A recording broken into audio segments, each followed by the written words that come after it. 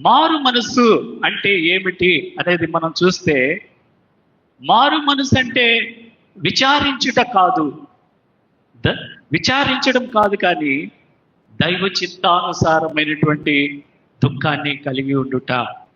మారు మనసు అంటే ఒకని యొక్క మనసునందు మార్పు కలిగి దుష్టత్వాన్ని విడిచిపెట్టి నీతిని జరిగించవలేననేటువంటి హృదయ నిశ్చయత, చెడుతనాన్ని విడిచిపెట్టి పాపాన్ని విడిచిపెట్టి హృదయంలో నిశ్చయించుకోవటము మారు మనసు.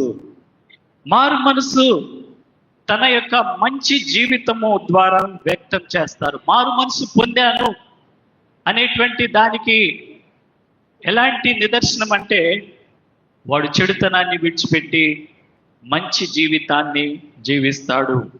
జక్కయ్య అలా జీవించాడు. మీకు అందరికి తెలుసు, లూకా సువార్త 19వ అధ్యాయంలో మనం చూసినట్లయితే, జక్కయ్య మారు మనసు పొంది ఎప్పుడైతే యేసుక్రీస్తు ప్రభుని అంగీకరించాడో, ప్రభు చెప్పినట్టుగా నేడు నీ ఇంట ఉండవలసి ఉన్నది అని చెప్పినప్పుడు వెంటనే జక్కయ్య ఏం చేశాడంటే చెట్టు దిగి వచ్చి యేసు ప్రభుని సంతోషంగా చేర్చుకున్నాడు. చేర్చుకొని తన ఇంటికి తీసుకుని వెళ్ళాడు. మారు మనసు పొంది చెడుతనాన్ని విడిచిపెట్టి ప్రభుని చేర్చుకున్నాడు. ప్రభుని చేర్చుకోవటం మారు మనసు. జక్కయ్యలాగా పాపమును విడిచిపెట్టి, జక్కయ్యలాగా మనం కూడా దేవునికి అసహ్యమైన వాటిని విడిచిపెట్టి యేసు ప్రభుని చేర్చుకొనుటయే మారు మనసు. ప్రియమైనటువంటి వారులారా, మరి దేవుడు మారు మనసును చూస్తున్నాడు. దేవుడు ఇక్కడ చూస్తే 99 మంది నీతిమంతులకు మారు మనసు అక్కర్లేదనుకుంటున్నారు. ఇక్కడ 99 మంది నీతిమంతులు మారు మనసు అక్కర్లేదనుకుంటున్నారు. కానీ ఒక్క పాపి యేసుక్రీస్తు ప్రభు దగ్గరికి వస్తే, మారు మనసు కలిగి వస్తే ప్రభు సంతోషంగా చేర్చుకుంటానని చెప్పి మరి ఆయన చెప్తున్నాడు. మరి నిజమైనటువంటి మారు మనసు ఎక్కడి నుంచి వస్తుందంటే హృదయంలో నుంచి వస్తుంది. హృదయం. యేసు ప్రభు అని నీ నోటితో ఒప్పుకొని హృదయమందు విశ్వసించిన యెడల నీవు రక్షించబడతావు. కాబట్టి హృదయానికి సంబంధించినటువంటిది మారు మనసు. దేవుడు మనల్ని పరిశీలన చేస్తున్నాడు. మనమందరం అనుకోవచ్చు, నేను మారు మనసు పొందాను. కొందరు అనుకోవచ్చు, నాకు ఇంకా మారు మనసు అవసరం లేదు. అదే ఈరోజు వాక్యం. మారు మనసు అక్కర్లేని 99 మంది నీతిమంతుల కంటే అని ఉంది. అంటే 99 మందికి మారు మనసు అక్కర్లేదు. అయితే మారు మనసు పొందిన ఒక్క పాపిని యేసు ప్రభు ఎక్కువగా ఇష్టపడుతున్నాడు. 99 మంది నీతిమంతులు కాదు దేవుడికి కావాల్సింది. మారు మనసు పొందిన ఒక్క పాపిని దేవుడు ఇష్టపడుతున్నాడు, చేర్చుకుంటున్నాడు. కాబట్టి దేవుడు ప్రతి విశ్వాసి దగ్గర కోరుకునేది ఏంటంటే మారు మనసును కోరుకుంటున్నాడు. కాబట్టి మనము మారు మనసు పొందితే మారు మనసుకు తగిన ఫలాలు ఫలించాలి. వాక్యం చెప్తుంది, ఇప్పుడే గొడ్డలి చెట్టు వేరున ఉంచబడి ఉన్నది. మంచి ఫలములు ఫలించని ప్రతి చెట్టు ఏం చేయబడుతుంది? నరకబడి. దాని అర్థమైంది, మారు మనసుగాన నువ్వు పొందకపోతే దేవుడు అలా చేస్తాడు. నరకబడి అగ్ని గుండంలో వేస్తానని చెప్పి చెప్తున్నాడు. ఇప్పుడే చెట్టు వేరున గొడ్డలి పెట్టబడి ఉన్నది. దాని అర్థము దేవుడు మరి మారు మనసు అక్కర్లేని వారికి గొడ్డలి పెట్టబడి ఉంది అని చెప్పి మరి దేవుడు చెప్తున్నాడు. మరి మారు మనసు అంటే ఇంకా స్పష్టంగా చెప్పాలి, మీకు అర్థం కావాలంటే దేవుని తట్టు తిరుగుట. దేవుని తట్టు తిరుగుట. అప్పుడు దేవుడు సంతోషిస్తాను. యెహెజ్కేలు గ్రంథంలో ఒక చక్కని వాక్యము ఉంది. అదేంటంటే, దుష్టుడు తన దుష్టత్వాన్ని బట్టి మరణించుట నాకేమాత్రం కూడా ఇష్టమో లేదు. దుష్టుడు ఆలోచన చేసుకొని తన పాప క్రియలను విడిచిపెట్టి నా వైపు తిరిగితే నేను సంతోషిస్తానని యెహెజ్కేలు గ్రంథంలో దేవుడు చెప్తున్నాడు. దుష్టుడు మరణించడం నాకు ఇష్టం లేదు, దుష్టుడిని సంహరించడం నాకు ఇష్టం లేదు. అయితే దుష్టుడు ఆలోచన చేసుకొని నా వైపు తిరిగితే నేను ఆనందిస్తానని చెప్పి చెప్తున్నాడు. అది దానికి రిలేటెడ్గా ఈరోజు ఆ వాక్యం. మారు మనసు. ఏ మాత్రం కూడా దుష్టుడు మరణించడం, నాశనము కావటం దేవుని చిత్తమో కాదు. ఎందుకంటే ఆయన నశించిన దాన్ని వెతికి రక్షించడానికి ఈ లోకంలో రక్షకుడుగా వచ్చాడు. యేసు ప్రభు ఒక సందర్భంలో అంటున్నాడు, రోగికే గాని ఆరోగ్యవంతుడికి వైద్యుడు అక్కర లేదు. నేను పాపులను పిలవచ్చి కానీ నీతిమంతుల కొరకు రాలేదు. ఎందుకంటే ఈరోజు వాక్యంలో లూకాసు వార్త 15లో 2వ వచనంలో వాళ్ళు అక్కడ పరిసయ్యులు శాస్త్రులు ఒకసారి చూస్తే, ఇతడు పాపులను చేర్చుకొని వారితో కూడా భోజనం చేయించడాన్ని చాలా వాళ్ళ కొరకు ఈ ఉపమానం చెప్పాడు. ఈరోజు టెక్స్ట్ అనగా యేసుక్రీస్తు ప్రభు, నేను పాపులను పిలవచ్చి తిని కానీ నీతిమంతుల కొరకు ఈ లోకానికే రాలేదు. చాలా మంది అనుకుంటారు వాళ్ళు పెద్ద నీతిమంతులు, పలానోళ్ళు నీతిమంతులు. కానీ దేవుడు అంటున్నాడు, ఎవ్వరు నీతిమంతులు కాదు. యేసుక్రీస్తు ప్రభు ఈ లోకానికి వచ్చినటువంటి ముఖ్యమైనటువంటి ఉద్దేశం ఏంటంటే ఆయన పాపులను పిలవటానికి వచ్చాడు. తిమోతి రాసిన పత్రికలో కూడా అక్కడ ఉంది, పాపులను రక్షించుటకు క్రీస్తు యేసు ఈ లోకమునకు వచ్చెను. కాబట్టి దేవుని బిడ్డలారా, మారు మనసు పొందకపోతే ఏమవుతుంది అని మీరు నన్ను అడిగితే, ఇప్పుడే గొడ్డలి చెట్టు వేరున ఉంచబడి ఉన్నది. అదనమాట. కాబట్టి ఎలా మనము మారు మనసు పొందుతాం? జకర్యా 1వ అధ్యాయము 3వ వచనంలో ఉంది, మీరు నా తట్టు తిరిగిన ఎడల నేను మీ తట్టు తిరుగుతానని ఎవరు సెలవిస్తున్నారు? సైన్యములకు అధిపతి అయిన యెహోవా సెలవిచ్చుచున్నాడు. మీరు నా తట్టు తిరగండి, నేను మీ తట్టు తిరుగుతాను. కొంతమంది అంటే ఫస్ట్ నాకు చేస్తే కదా దేవుడు ఏదైనా, మొదట నాకు చేస్తే నేను నమ్ముతాను, మొదట ఇది చేస్తే నేను నమ్ముతాను. కాదు, ఇక్కడ దేవుడు అంటున్నాడు స్పష్టంగా, మీరు నా తట్టు తిరగండి, నేను మీ తట్టు తిరుగుతాను. జకర్యా 1వ అధ్యాయం 3వ వచనంలో చెప్తాను. దేవుని తట్టు తిరుగుటయే మారు మనసు. ఉందా? అలాంటి అనుభవం మీకుందా సంగమా? దేవుడు అడుగుతున్నాడు, నేను కాదు, నా పని కాదు. దేవుడు అడుగుతున్నాడు, ప్రేమైనటువంటి సంఘస్థులారా, మరి మీరు మారు మనసు పొందినారా? మారు మనసు పొందకపోతే ఏమి అని మీరు నన్ను మళ్ళా అడగచ్చు. అది నీకే నష్టమో. ఎవరికి నష్టమో?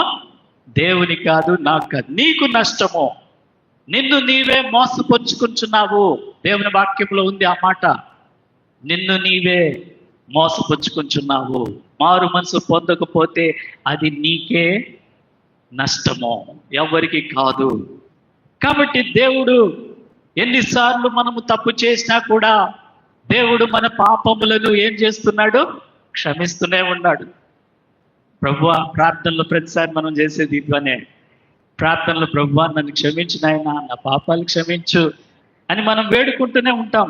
ఎన్నిసార్లు దేవుణ్ణి అడిగినా మనల్ని క్షమిస్తూనే ఉన్నాడు. నేటి వరకు ఆయన నిన్ను క్షమిస్తూనే ఉన్నాడు. కాబట్టి ఈరోజు ఈ యొక్క ఆరాధనలో, ఈ ప్రార్థనలో నువ్వు ఉండావు.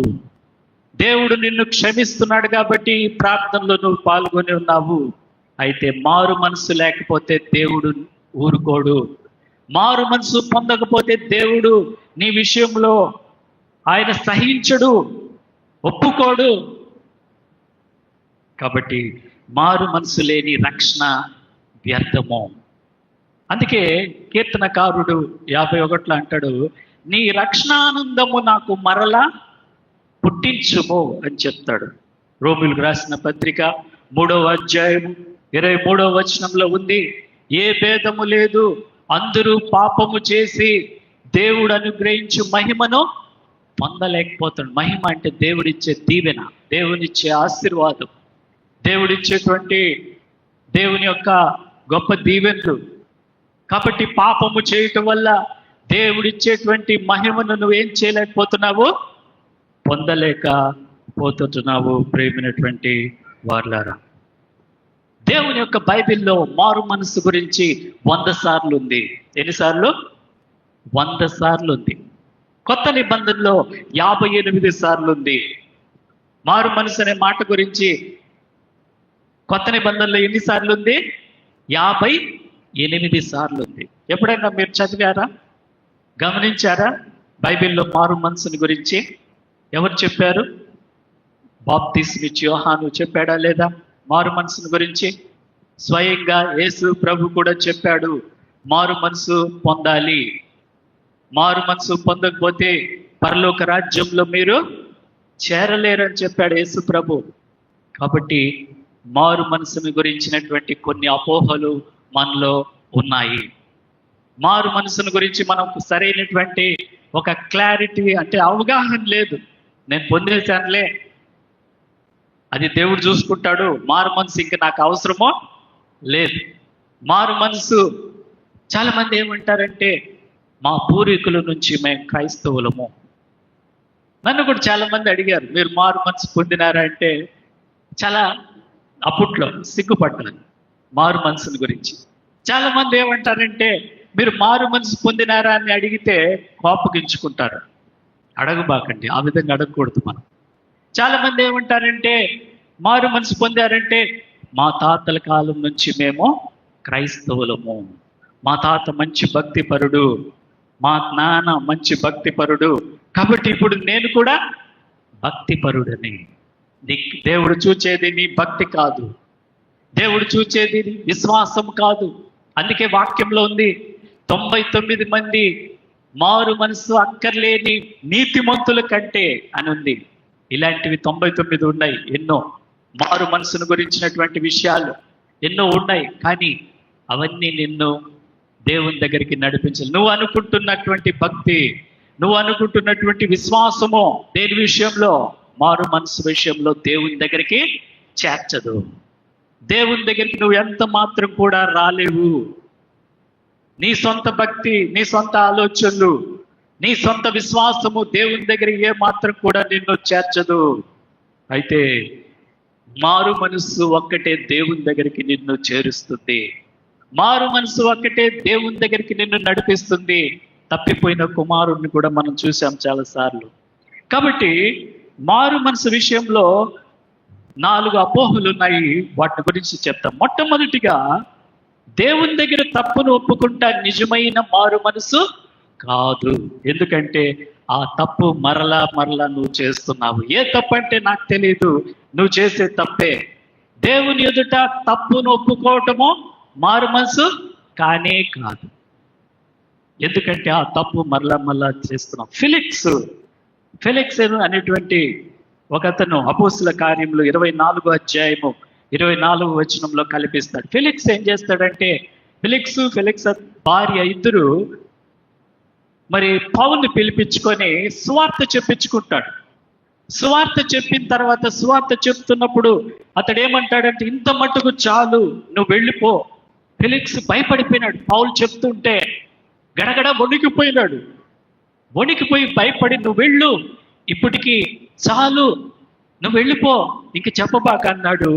అయితే పౌలు అతనికి నీతిని గురించి, ఆశా నిగ్రహమును గురించి, దేవుని యొక్క రాబో ఉగ్రతను గురించి ప్రకటించినప్పుడు వెళ్ళిపోమన్నాడు. కానీ అతడు తన పాపములను ఒప్పుకొని మారు మనసు పొందలేదు. ఎవరతను? ఫెలిక్స్. మీకు అపోస్తల కార్యం 24లో కనిపిస్తుంది. కాబట్టి దేవుని దగ్గర తప్పు ఒప్పుకొనుట మారు మనసు కానే కాదు. రెండోదిగా చూసినట్లయితే, దుఃఖపడిన మాత్రమున మారు మనసు కాదు. పాపముల గురించి దుఃఖపడినంత మాత్రాన మారు మనసు అనిపించుకోదు. అయితే నీలో దైవ చిత్తానుసారమైనటువంటి దుఃఖము, దైవ చిత్తానుసారమైనటువంటి పశ్చాత్తాప హృదయము మారు మనసులోనికి నిన్ను నడిపిస్తుంది. ప్రేమైనటువంటి దేవుని బిడ్డలారా, దైవ చిత్తానుసారమైనటువంటి మరి దుఃఖము, పశ్చాత్తాపంతో కూడిన దుఃఖము నీలో ఉందా?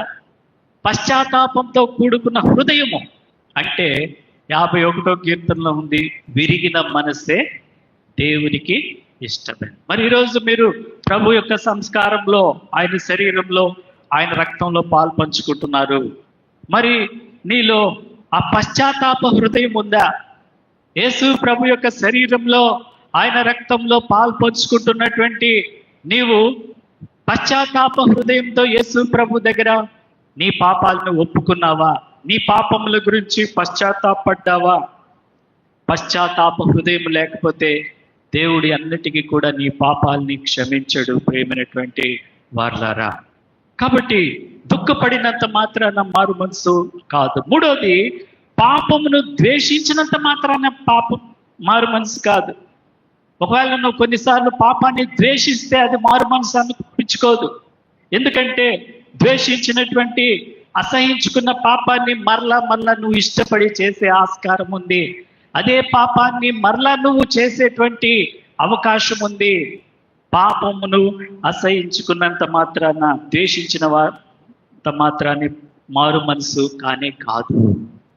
నాలుగోదిగా చూస్తే దేవుని ఎదుట ప్రమాణం చేసినది మారు మనసు కాదు. ఈ రోజు నుంచి పాపం చేయను ప్రభువా, ఈ రోజు నుంచి ఈ తప్పు వదిలేస్తున్నాను, ఇంక నుంచి ఈ పాపం జోలికి పోను, ఇంక నుంచి ఈ పాపాన్ని చూడను, ఇంక నుంచి ఈ పాపము నేను అసహించుకుంటాను, ద్వేషిస్తాను అని మనం చర్చిలో ఎన్నోసార్లు పాప ఒప్పుకోలు ప్రార్థనలు చేస్తూనే ఉంటాము.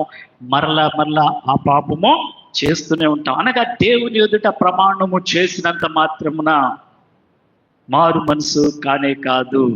మనము మారు మనసు విషయంలో ఎలా ఉన్నామంటే చాలా భ్రమలో ఉన్నాం. మన ఇష్టంగా మారు మనసు పొందినామని అనుకుంటున్నాము, కానీ కాదు. ఈ 4 అంశాల్లో మనము చాలా భ్రమలో ఉన్నటువంటి వారంగా ఉంటున్నాము. అయితే దేవుడు సరైనటువంటి మారు మనసు కోరుతున్నాడు. సరైనటువంటి మారు మనసు దేవుడు పొందాలని ఇష్టపడుతుంటున్నాడు. అది ఏంటి అనేది నేను 4 అంశాలు మీకు ఇప్పుడు తెలియచేస్తాను. నిజమైన మారు మనసు అంటే ఏమిటి అనేది మీకు తెలియచేస్తాను. మీకు అందరికి కూడా తెలుసు కొండ మీద ప్రసంగం ప్రాముఖ్యము. కొండ మీద చేసినటువంటి ప్రసంగంలో మత్తయి సువార్త 1వ వచనం నుంచి 6వ వచనం వరకు అందులో యేసు ప్రభు చెప్పినటువంటి ధన్యతలో మారు మనసుని గురించి 4 అంశాలు ఉన్నాయి. అందులో మారు మనసును గురించినటువంటి ఒక ఖచ్చితమైన దేవుడు చెప్పినటువంటి విషయాలు మనకు కనిపిస్తున్నాయి. ఏంటంటే మొట్టమొదటిగా ఆత్మ విషయమై దీనులైన వారు ధన్యులు, పరలోక రాజ్యము. ఇది అన్నమాట. ఇప్పుడుకి వచ్చాం మనం మెసేజ్లోనికి, అసలు సందేశంలో ఇప్పుడు వచ్చాం. ఇంతవరకు వచ్చిందంతా మనకు మారు మనసు కానే కాదు. అది సరైనటువంటిది కాదు. అది దేవునికి ఇష్టమైనటువంటి మారు మనసు కానే కాదు. అసలైనటువంటి దేవుడికి ఇష్టమైన మారు మనసు ఏంటంటే మొట్టమొదటిగా ఆత్మ విషయమై దీనులైన వారు ధన్యులు, పరలోక రాజ్యము. అనగా మొట్టమొదటిది దీనత్వం, దీనులంగా ఉండటము. దేని విషయంలో మనం దీనత్వంగా ఉండాలి? ఆత్మ విషయంలో, అనగా దేవుని విషయం. ఆత్మ విషయం అంటే దేవుడు ఆత్మ కనుక ఆయన ఆరాధించువారు ఆత్మతోనూ సత్యముతోనూ ఆరాధించాలి. కాబట్టి దీనత్వం కలిగి ఉండట. దీని అర్థం ఏంటంటే ఆత్మ విషయమై దీనులైన వారు అంటే ఏంటంటే దీనత్వమును కలిగి ఉండుట. మరి అంతరంగంలో మార్పును దేవుడు చూస్తున్నాడు, బాహ్య మార్పు కాదు. బాహ్యమైనటువంటి మార్పును దేవుడు చూడటం లేదు. నీ అంతరంగంలో సత్యమును దేవుడు కోరుకుంటున్నాడు. అంతరంగంలో మార్పు, హృదయంలో మార్పు, అంతరంగంలో మార్పును దేవుడు చూస్తుంటున్నాడు. నిజమైనటువంటి దీనత్వం ఏంటంటే దేవునికి కనబడినట్లుగా దేవుడు చూచేటువంటి నిజమైన దీనత్వం ఏంటంటే దేవుని వాక్యపు వెలుగులో నిన్ను నీవు సరి చేసుకోవటము, దేవుని వాక్యపు వెలుగులో నడుచుకోవటము, దివారాత్రములు దాన్ని ధ్యానించి దేవుని వాక్యపు వెలుగులో నువ్వు ఉండటము దీనత్వము. వాక్యాన్ని ప్రేమించటము, వాక్యపు వెలుగులో నిన్ను నీవు సిద్ధపరచుకోవటము దీనత్వం. యాకోబు రాసిన పత్రిక 4వ అధ్యాయము 6వ వచనంలో ఉంది, దేవుడు అహంకారులను ఎదిరించి ఎవరికి కృప చూపిస్తాడంట? దీనులకు కృప చూపిస్తాడు. మరి అంటుంది దయాప్రాప్తురాలని శుభం అంటే, మరి ఆమె మరి అంటుంది నీ దాసురాలైన దీనురాలను. దీనురాలు అని చెప్తుంది. దేవుడు ఎవరికి కృప చూపిస్తాడు? దీనులకు. అదనమాట, దీనులకు కృప చూపించే దేవుడు. మనము దీనత్వం కలిగి దేవుని ఎదుట జీవించాలి. దీనత్వంతో అంతరంగిక స్వరూపాన్ని మార్చుకోవాలి. అదే ఆత్మ విషయమై దీనత్వము మొట్టమొదటిగా. రెండవదిగా మనం చూసినట్లయితే దుఃఖపడువారు ధన్యులు, వారు ఓదార్చబడుదురు, అనగా రక్షణార్థమైనటువంటి దుఃఖము. రెండవ మారు మనసు పొందుటకు అనుభవం, మారు మనసు యొక్క లక్షణం ఏంటంటే దుఃఖపడువారు ధన్యులు, వారు ఓదార్చబడుదురు. అంటే రక్షణార్థమైనటువంటి దుఃఖాన్ని కలిగి ఉండుట, అనగా నీ హృదయంలో దైవ చిత్తమైనటువంటి దుఃఖాన్ని కలిగి ఉండుట. దేవుని గురించిన దుఃఖం, అయ్యో నేను దేవునికి వ్యతిరేకంగా తప్పు చేస్తున్నానే, పాపం చేస్తున్నానే, అలాంటి ఫీలింగ్. దేవుని గురించిన ఆలోచన, నేను ఈ తప్పు చేస్తున్నాను చాలా కాలంగా, ఈ పాపము నా జీవితంలో ఉంది, దీని నుండి నేను విడిచిపెట్టాలి అనే దుఃఖము నీలో ఉంటుంది.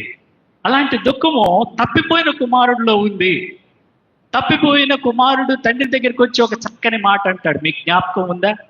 తండ్రి, నేను నీకు విరోధంగాను పరలోకమునకు విరోధంగాను నేను పాపము చేసి ఉన్నాను. ఇక మీదట నీ కుమారుడును అనిపించుకోవటానికి నేను యోగ్యుణ్ణి కాదు. ఇదన్నమాట తప్పిపోయిన కుమారుల్లో దుఃఖము. ఆ పాపము చేశాను అనేటువంటి ఆ పశ్చాత్తాపము, దుఃఖాన్ని చూస్తున్నాము.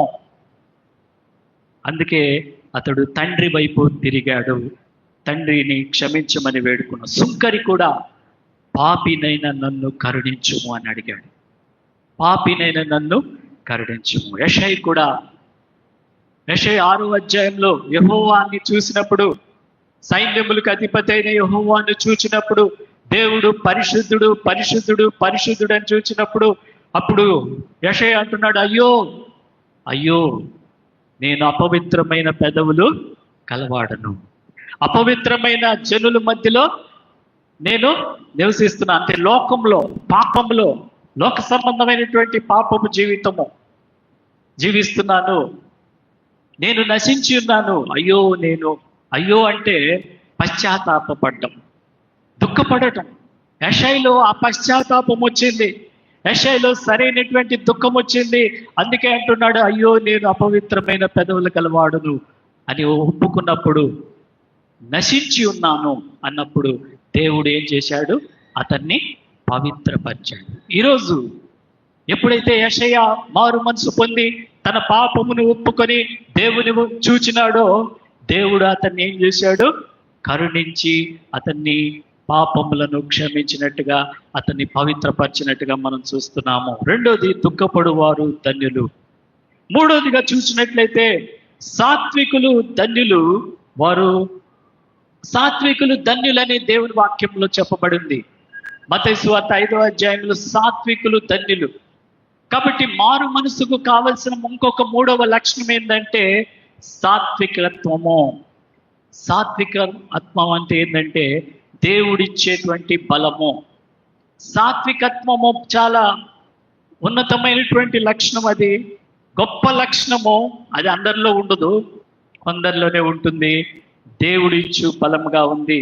అంటే సాత్వికులు, ఇది వరకు పాపం చేస్తూ ఉన్నావు, ఇప్పుడు ఎవరి వైపు తిరిగావు? దేవుని వైపు తిరిగావు. పాపము నుండి దేవుని వైపు తిరగటమే సాత్వికము. దేవుని వైపు తిరగటానికి ఇచ్చేటువంటి దేవుని యొక్క బలమే సాత్వికత్వము. సాత్వికము అంటే దేవుడిచ్చే శక్తి, దేవుడిచ్చేటువంటి బలము. ఆ బలము ద్వారా మనము పాపము నుండి ఎవరి వైపు తిరుగుతామంటే దేవుని వైపు తిరుగుతాము. సాత్వికుడు అంటేనే మనకు బైబిల్లో ఒక గొప్ప వ్యక్తి కనిపిస్తాడు, మోషే. మోషేని దేవుడు ఏరి కోరుకున్నాడు. అంతమందిలో నత్తివాణ్ణి, నేను మాటలు లేని వాడిని ప్రభువా, చక్కగా మాట్లాడలేను, నా నోరు తిరగదు, నా నోరు సరిగ్గా లేదు ప్రభువా, మొత్తం పరోతో మాట్లాడాలంటే నేను మాట్లాడలేను, నన్ను ఎందుకు ప్రభు ఎన్నుకున్నావు, ఇంకొకరిని చూసుకో ప్రభు అంటే దేవుడు చూడండి, మోషేనే కోరుకున్నాడు. అంతమందిలో 12 గోత్రాలు ఉన్నాయి. 12 గోత్రంలో కొన్ని లక్షల మంది ఉన్నారు. అంతమందిలో మాట్లాడేవాళ్ళు, అద్భుతంగా ప్రసంగాలు చేసేవాళ్ళు, అద్భుతంగా పాటలు పాడేవాళ్ళు ఉన్నారు. కానీ మోషేనే దేవుడు కోరుకోవటానికి ఒకే ఒక కారణం ఏంటంటే, దేవుడు అతనిలో ఉన్నటువంటి సాత్వికాన్ని చూశాడు. దేవుడు మోషేలో ఉన్నటువంటి సాత్వికాన్ని బట్టి కోరుకున్నాడు. దేవుడు సాత్వికమును నచ్చినాడు. అందుకే మోషేని ఇష్టపడ్డాడు. అందుకే ఒక మాట అంటాడు, నా ఇల్లంతటిలో నమ్మకమైనటువంటి వాడు కాబట్టి మోషేని నేను ఎన్నుకున్నాను. ఎందుకంటే రాబోయేదంతా కూడా ఫరోతో మాట్లాడాలి. అంత సాత్వికం ఇంకెవరిలో లేదు. అందుకనే దేవుడు మోషేని ఎన్నుకున్నాడు. కాబట్టి సాత్వికము అంటే ఏంటంటే, ఇది వరకు పాపం వైపు ఉన్నావు, ఇప్పుడు నువ్వు దేవుని వైపు తిరిగావు, దేవుని వైపు మరలినావు, దేవుని తట్టు తిరిగినావు. దేవుని తట్టు తిరగటానికి నీ శక్తి సరిపోదు, కానీ దేవుడిచ్చేటువంటి బలమే సాత్వికము. ఆ సాత్వికం నీకుందా? మారు మనసు పొందితే నీలో ఉండాల్సినటువంటి ఇంకొక గుణము, మోషేలాగా మనము సాత్వికంగా ఉండాలి. అనగా దేవుని చేత పాపం నుండి వెనుకకు తిరుగుటకు కలిగిన బలము, దేవుని ద్వారా పాపాన్ని విడిచిపెట్టి దేవుని వైపు తిరిగినటువంటి బలము. సెయింట్ అగస్టిన్ గారి గురించి నేను ఒక విషయాన్ని చదివాను, అంటే విన్నాను. అగస్టిన్ అనేటువంటి దైవజనుడు ఒకరోజు వీధిలో పోతుంటాడు. మారు మనసు పొంది దేవుణ్ణి తెలుసుకున్నాక దైవజనుడు రోడ్లో పోతుంటే ఒక స్త్రీ ఆయన పిలిచింది. అగస్టిన్ అగస్టిన్ అని చెప్పి ఒక స్త్రీ ఆమెను కేకలు వేసి పిలిచినప్పుడు ఆయన ఆగి తిరిగి చూశాడు. ఆ స్త్రీ అంటుంది, అగస్టిన్ నన్ను గుర్తుపట్టలేదా? నేను నీ స్నేహితురాల్ని, అప్పుడు మనము స్నేహంగా ఉన్నాం కదా అని చెప్పింది. అగస్టిన్ ఆమెతో ఏమన్నాడంటే, ఆ స్త్రీతో ఏమనంటే, ఆమె అన్నాడు, మరి నువ్వు చెప్పింది నిజమే కావచ్చు, ఇప్పుడు నేను ఆ అగస్టిన్ మాత్రము కాదు. నువ్వు అనుకుంటున్నటువంటి అగస్టిన్ వేరు, ఒకప్పుడు ఉన్నటువంటి అగస్టిన్ వేరు, ఇప్పుడు నువ్వు చెప్తున్నటువంటి అగస్టిన్ మాత్రం నేను కాదు. ఇంగ్లీష్లో చాలా చక్కగా ఉంది ఆ ప్రొనౌన్సియేషన్, నేను అది చెప్పలేదు.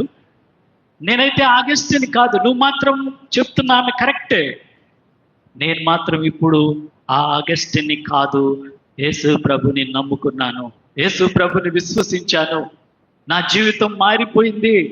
నువ్వు అనుకుంటున్నటువంటి నేను పాత అగస్టిన్ని కానే కాదు, ఇప్పుడు నేను క్రీస్తు బిడ్డగా, క్రీస్తు విశ్వాసిగా జీవిస్తున్నానని చెప్పి అక్కడి నుంచి వెళ్ళిపోయినాడు. అగస్టిన్లో నిజమైనటువంటి మారు మనసు పొందాడు కాబట్టి, మారు మనసు అనుభవాన్ని కలిగి ఉన్నాడు కాబట్టి అగస్టిన్ సెయింట్ అగస్టిన్ అయినాడు. ఏమైనాడు? Saint Augustine. సెయింట్ అంటే ఎవరికి ఇరు, అది చాలా గొప్ప, ప్రపంచంలో కొంతమందికే గొప్ప వాళ్ళకి ఇస్తారు. సెయింట్ అగస్టిన్ మారు మనసు పొందిన వ్యక్తి. మీరు గమనించండి, నేను ఒక మంచి విషయం చెప్తాను. మారు మనసు పొందిన వ్యక్తి అంచెలంచెలుగా ఎదుగుతాడు. ఎవరిలో? దేవునిలో. మారు మనసు పొందిన వ్యక్తి అంచెలంచెలుగా ఎదుగుతూనే ఉంటాడు, పూర్తిగా అభివృద్ధి చెందుతాడు. యేసయ్య అంటున్నాడు, ఎవడు నా యందు నిలిచి ఉండునో, నేను ఎవరి యందు నిలిచి ఉండునో వాడు బహుగా ఫలించును. నాకు వేరుగా ఉండి మీరేమి? మారు మనసు కూడా అంతే. నువ్వు మారు మనసు పొందకపోతే ఆయనకు వేరుగా ఉండి ఏమీ చేయలేవు, ఏమి రాదు.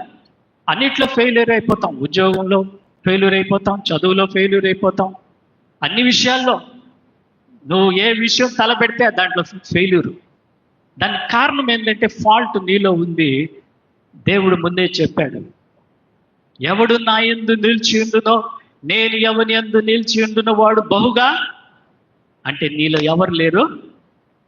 ఫలింపచేసే యేసయ్య లేడు.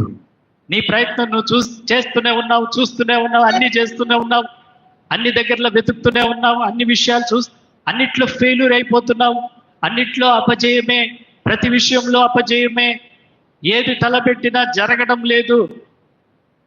దానికి కారణం నీ జీవితంలో ఫలింపచేసే యేసయ్య లేకపోవటం వల్లే.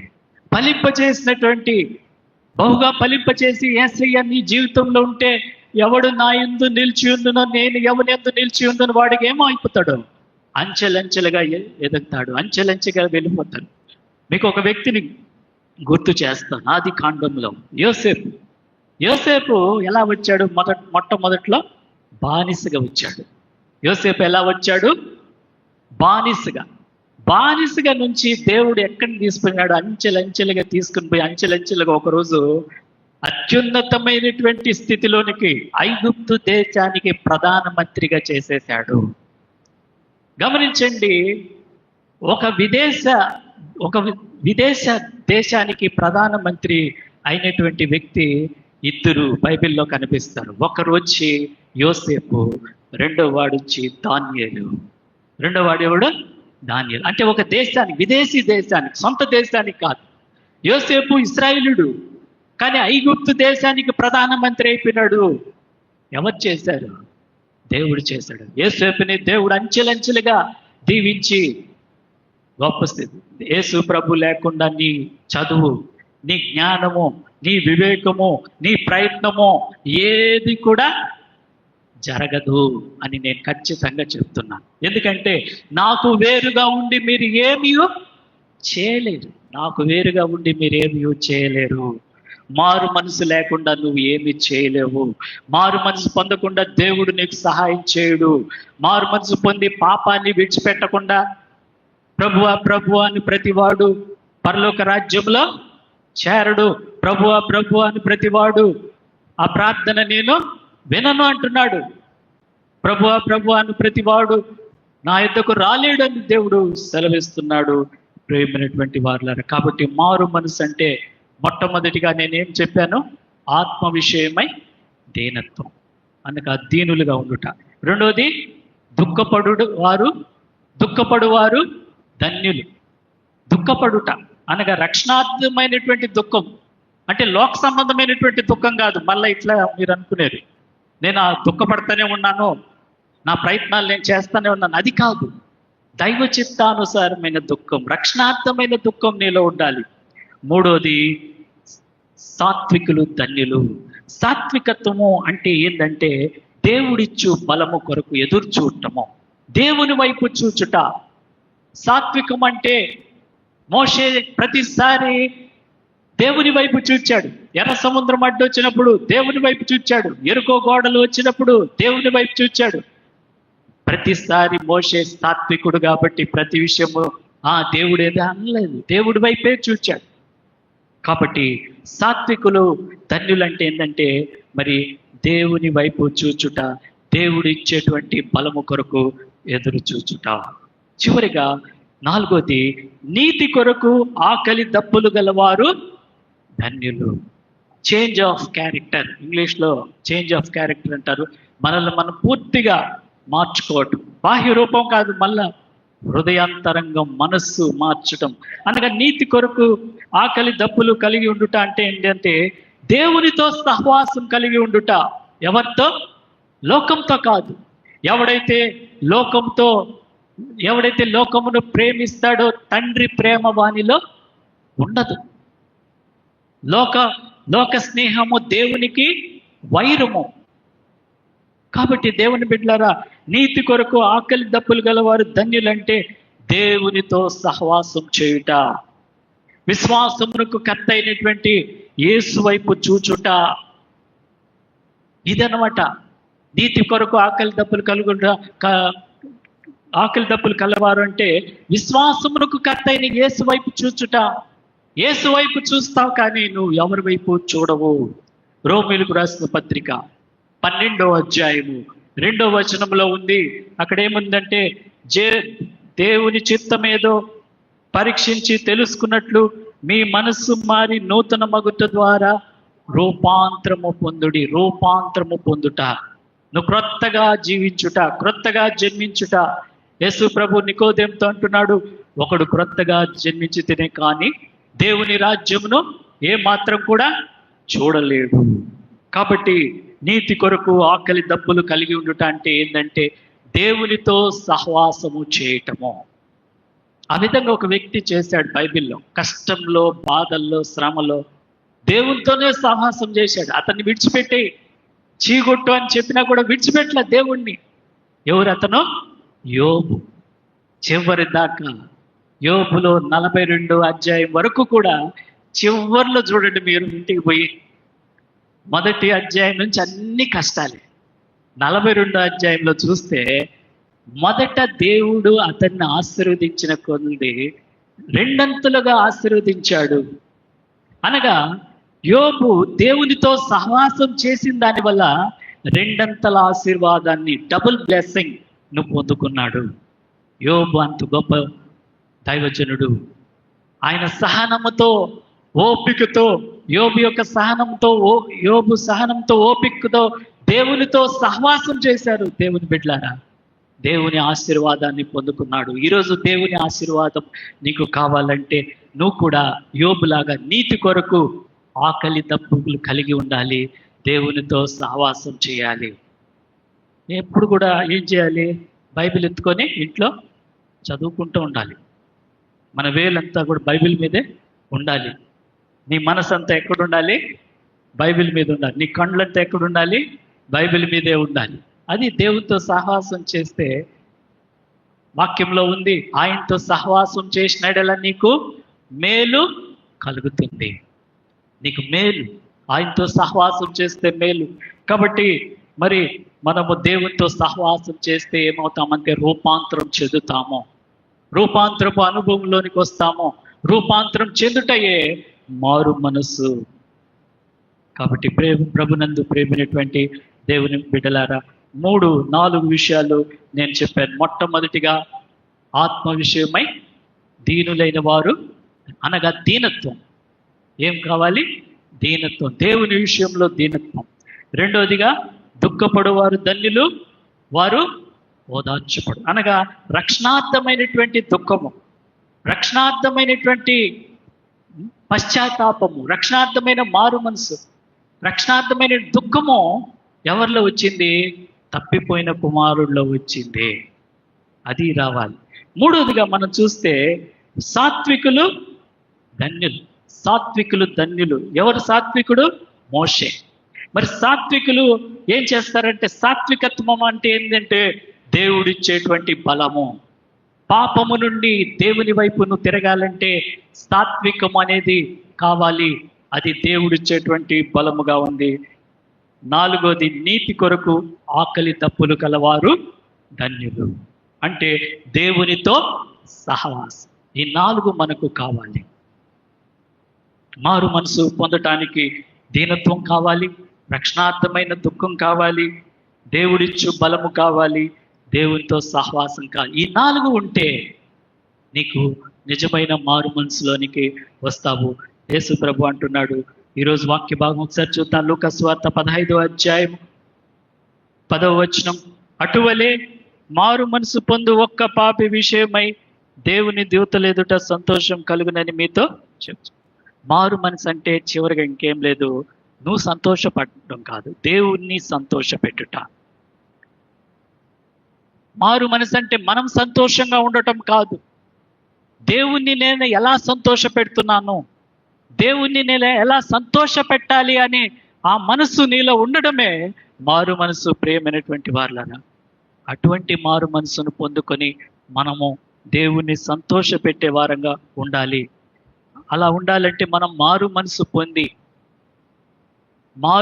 పొందినటువంటి ఒక్క పాపి విషయంలో దేవుడు సంతోషిస్తున్నాడు. ఆ ఒక్కటి నువ్వైతే దేవుడు సంతోషిస్తాడు. ఆయన సంతోషమే మన సంతోషము. ఆయన సంతోషించినప్పుడు మనం ఇంకా ఆశీర్వదించబడతాము. అలాంటి ఆశీర్వాదం పరిశుద్ధాత్మ దేవుడు నీకు దయచేయును గాక. ఆమేన్.